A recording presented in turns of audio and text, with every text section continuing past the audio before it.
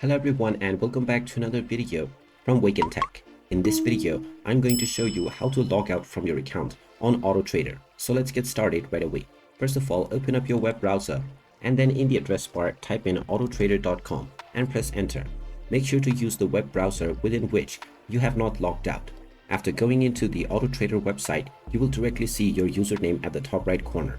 So if you wish to log out, just click on this username and now you will see the sign out button.